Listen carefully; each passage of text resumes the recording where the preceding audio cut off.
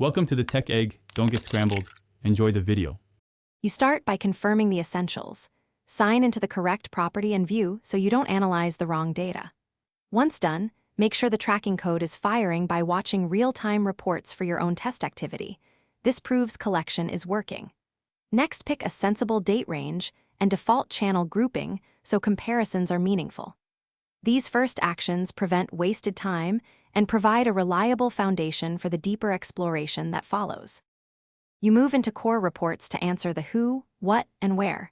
Open Acquisition to identify top channels and campaigns driving visits so you can prioritize.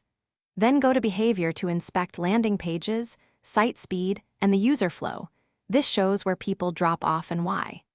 Finally, open Conversions to check goal completions or e-commerce revenue, connecting behavior to business value. Make sure to apply the same segment or filters. You finish by segmenting and saving insights.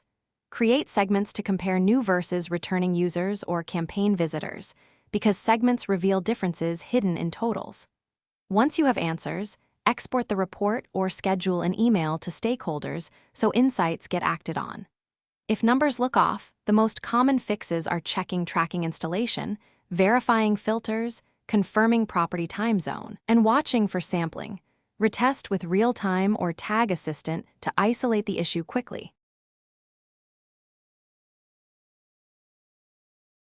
Thanks for watching. Consider subscribing if I helped unscramble your problems.